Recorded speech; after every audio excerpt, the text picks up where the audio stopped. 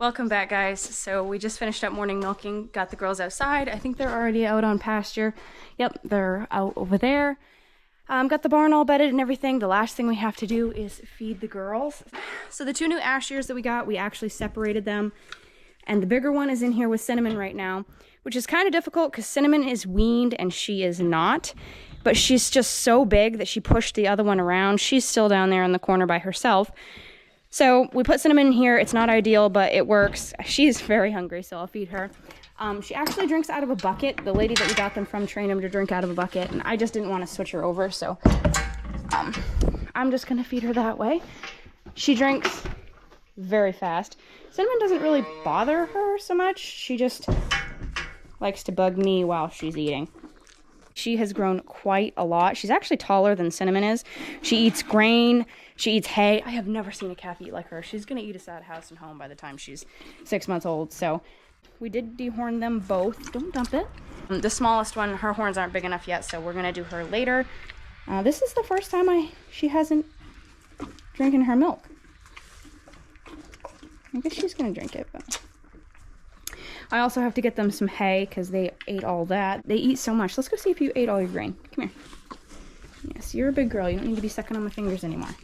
Yep, so I mixed their grain with cornmeal, and it looks like they picked out most of the grain. So that's what Cinnamon does. She picks through the cornmeal and eats the grain.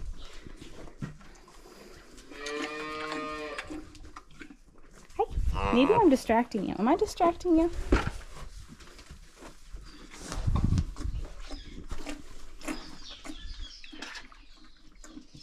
Gonna be a big girl, aren't you? And then there's itty bitty Cinnamon. You're just a little girl.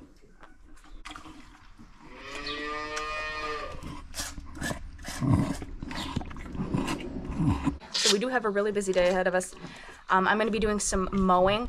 The forecast has actually changed for Maine, which I should have known it was going to, but we have 4 days this week, I think, that are going to rain, which they were saying we weren't going to get rain for a long time. Now they're saying we're going to get a lot of rain. So we're going to mow today and tomorrow, and then we're going to cool it. We're going to get everything baled and done. Brent just came out. He's making breakfast, I think. Ow, don't hit me. So we'll get the other calf fed, and then we'll get into the rest of our day. Look at that milk mustache. Ooh, not all over the chain.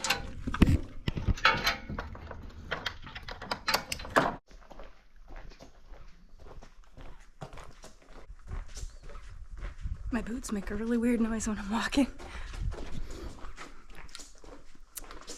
There's the little munchkin. Hi, baby. She's like, where's my food?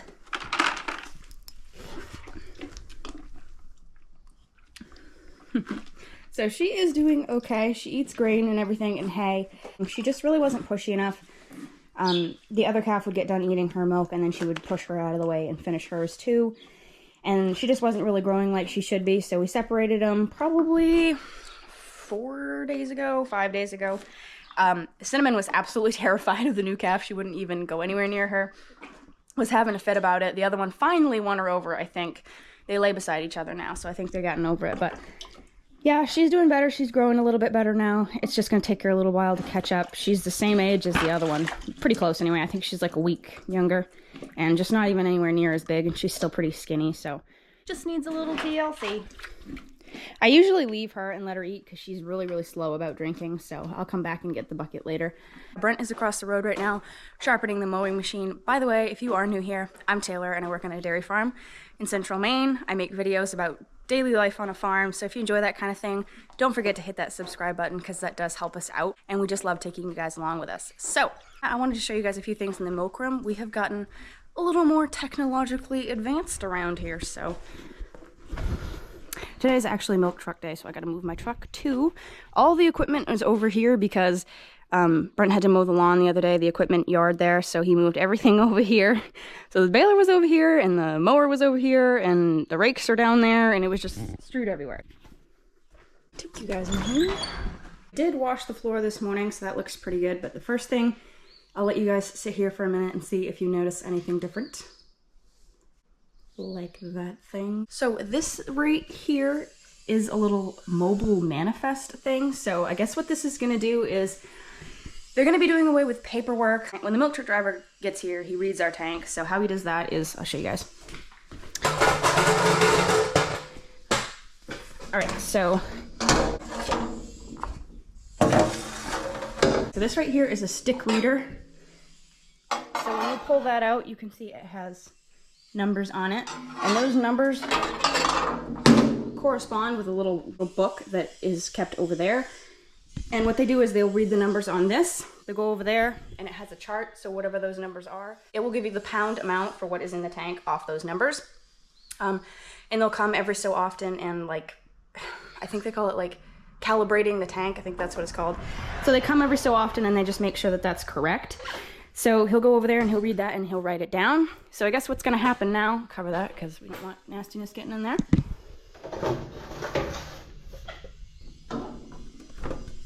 Instead of writing it down in there, because we have a little sheet of paper that he writes it down on, he writes his name, the date, and the temperature of the milk and the amount of milk. Instead of doing all that, he's gonna come over here and he's gonna scan it with his phone and then put all the information in like that, which I am not a fan of. I don't really know if we're gonna be able to check that. I would think we would be able to check that. Obviously, we can still check how much milk is in the tank before they come pick it up by the numbers and gauging it in the book and everything. But we won't get to just look in there and see how much they said we got. They haven't started doing it yet. They were gonna start doing it in June, and I think they pushed it back until October or something like that. So we're not using it yet, but that's kind of a strange thing. I mean, it's a 50-year-old tank, and now you can scan it with your phone, which is odd. But the other thing that we did is we've got this, what do you call this? An electric water heater. So if you remember a couple videos ago, I said we had an inspection done and everything was all good and everything, but we had some questions for her about why we were having high PI. She came in and tested our water and she said that that was fine. Brent's water comes from a boiler down in his basement. And we use that for everything. Washing the machines, running the rinse, and then washing the whole line. What was happening was by the time we washed the machines and ran the rinse and everything, the water wasn't hot enough to actually get the line really, really clean like it had ought to. So what we're gonna be doing is we're gonna be using this. This is just a little one. It doesn't do a whole lot of water, but we don't need it to. We're gonna use this for washing the machines and running the rinse, and then strictly use the boiler water for the wash that runs after the rinse. We think that's gonna take care of the problem. We've already got our numbers down and everything. We just used double the amount of soap and double the amount of chemicals, and we finally got that number down. It's not really a huge deal, but we do think this is gonna make a big difference moving forward. We haven't gotten it hooked up yet. The electrician is coming this afternoon to hook that up. So yeah, it'll be super easy. You can just run this hot water right into the sink, wash your machines, run your rinse into the sink, and then you can use your boiler water to run the acid or soap or whatever it is you're doing afterwards. I think Brent is done sharpening the mowing machine, so we really need to get out there and start mowing because it's gonna be a beautiful day and we've got a lot of baling to do and just a lot of stuff. All right, so this is the field we're gonna be doing. It goes all the way up there, so it's gonna take us probably 3 to 3.5 hours. It looks really good. It's really tall and headed out. It's really early, like I said. I keep saying this all the time, but I think last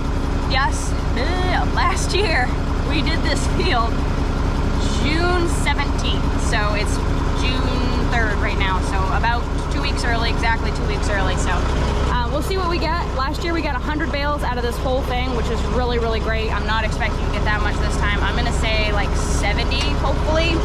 I don't know.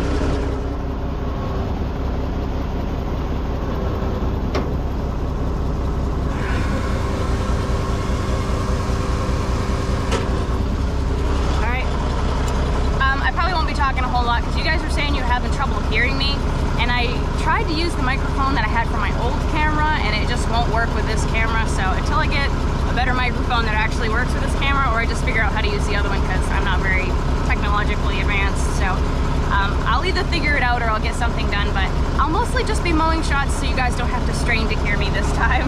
But we're gonna start right here. We're gonna go up this way. We're gonna cut the field in half, mow this whole half, and then go up there and mow that half.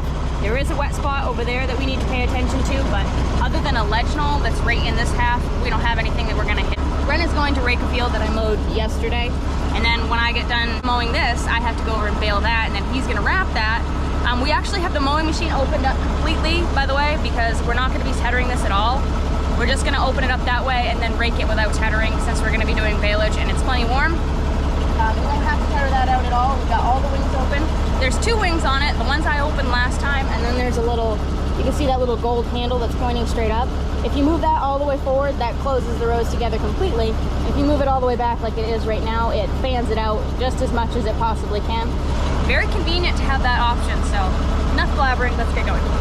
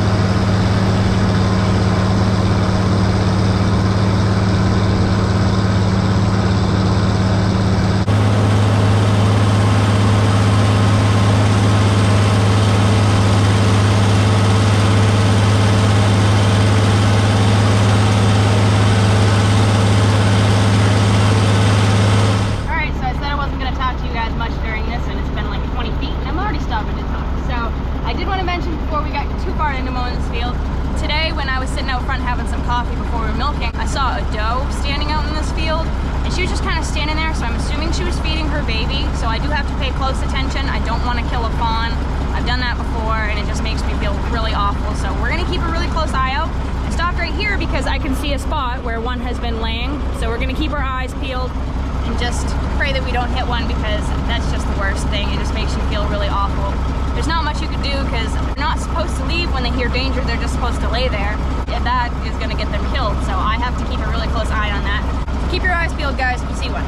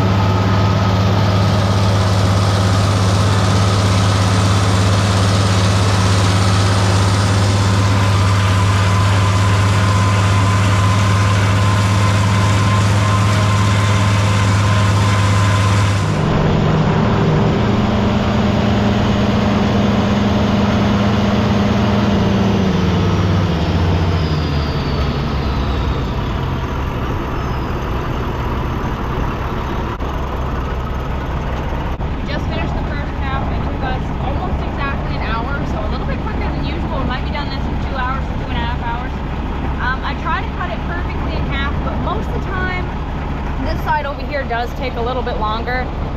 So this is the wet spot that I was talking about. We didn't go through it last year at all. We had to cut across that direction diagonally. Kind of, you can see where that wet type swale grass ends there. This year I think we can make it through just fine, but we'll see. I did not see any babies in this field, which is either a good thing or a bad thing. I'm almost certain that I didn't hit one. I didn't see anything. I kept a really close eye on it, and usually the mother will come out. If the baby's still here, she'll come out and watch from the sidelines. That's how I know most of the time that there's a baby, unless she's a really bad mother and then they don't come out until it's too late. No big birds hanging around or anything, so I think we dodged a bullet this time. Hopefully it's out in the grass over there somewhere, and it didn't move over here. Brent isn't actually back yet from raking that field, which is surprising because I thought he was going to be done by now. So let's get this field done and see if we can beat him back.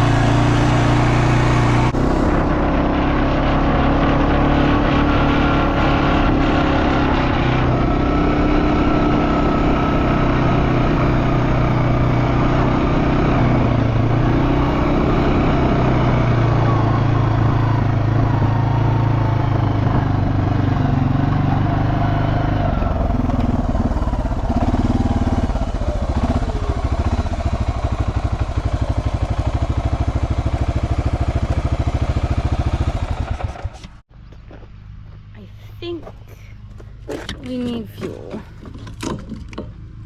Yep. Definitely. Am I the only one who likes the smell of diesel fuel? Whoa, that seat is hot. Oh.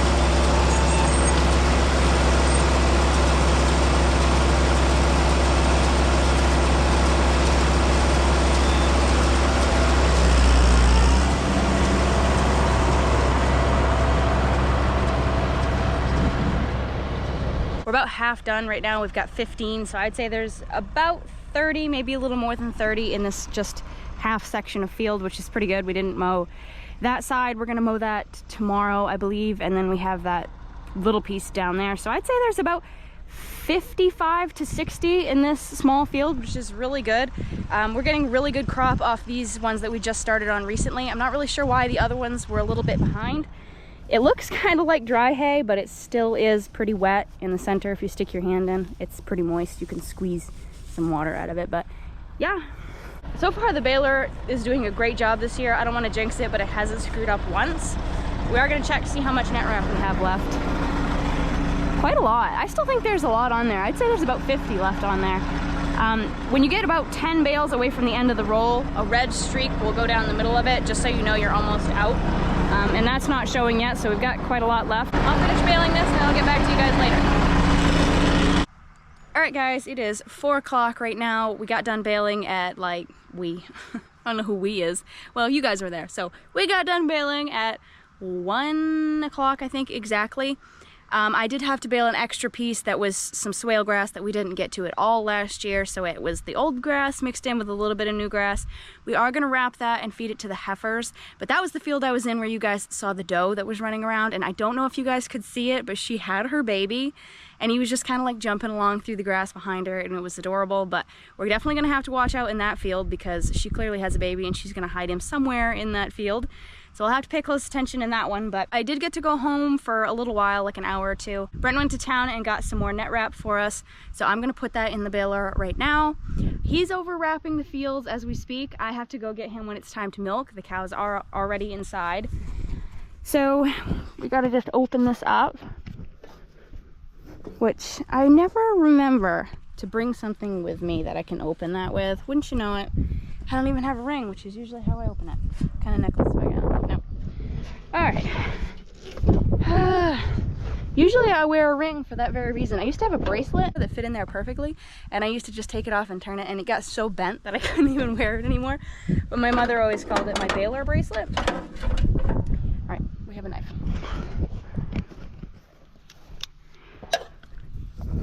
Farm girls gotta do what farm girls gotta do. So one of them doesn't hook and the other one does. So. All right, so I think we still have enough for probably 25 to 30 bales, but we're gonna put that other one on here right now. We do have to open up this wing and then we have to unclip that. And then you just pick it up and slide it in there. It's a lot harder than it sounds. Both of these ones are broken off.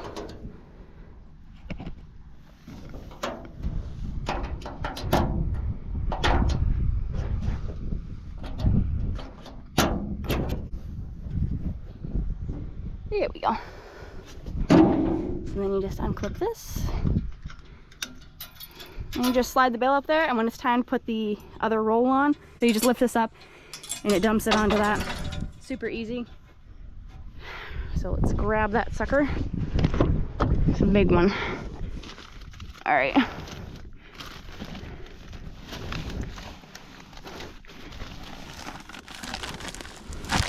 Tell this is gonna be a struggle.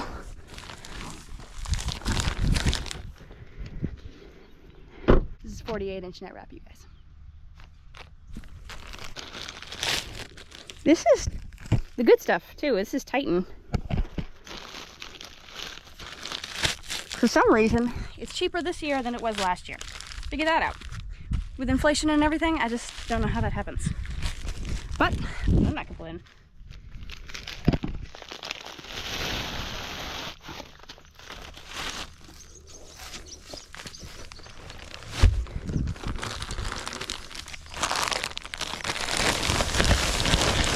All right.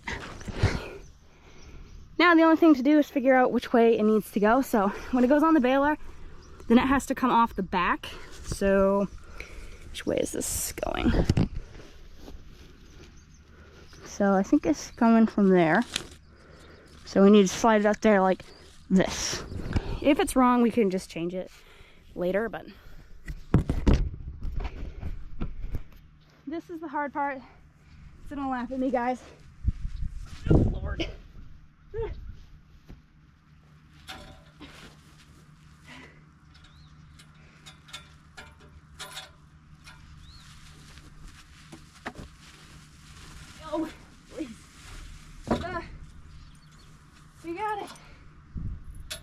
just like that.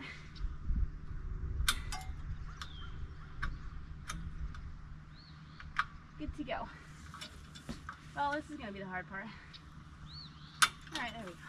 That other roll was tightened too, I think so. I'm not sure why this one's a different color. Did they change it every year? I don't know. All right, now we just shut everything up.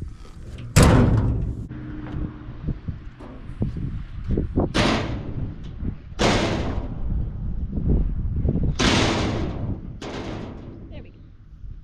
Just gotta slam it. That is it for me today. I'm gonna go sit down for a minute before I go get Brent. By the way, you can probably tell, something I want to do on one of these rainy days that's coming up, I want to pressure wash the baler because it looks awful. I don't know why, if it's just where we live or what it is, but this nasty moss grows on absolutely everything. So I want to get that off and get it all cleaned up nice. So that's something I want to do in a spare time, like we have any. A lot of you guys have been asking what was going on with the corn silage. So sorry I haven't answered any of you guys. We've been really busy and we haven't gotten a chance to get out with the planter. So we've gone to several different places and nobody sells bags of corn anymore. I don't know what's up with that. Our local feed place used to sell them. They used to keep a bag of corn around all the time so you could just go pick one up. They don't do it anymore. The other place that Brent went, I don't know where that was, they don't do it anymore. Just having a really hard time finding seed. We may just have to get some sweet corn to test it out because we aren't gonna have any other option. It's gonna be too late after a while. We do know of a farm that plants, they haven't even planted yet actually. They usually plant in mid-June, so they haven't planted yet. And their corn always grows and catches up to everybody else's, so we're not really super worried about it. But it's getting down to crunch time. If we want to try it this year, we got to find somebody that's selling some corn seeds. So that's what's going on. I'm sorry I didn't really update you guys. That's the happenings. That's what's going on. We're having trouble with that right now. So thank you guys so much for watching. Please don't forget to like and comment and all the things. Hope you enjoyed this video. Keep it real, keep farming, and I hope to see you in the next one. Bye guys.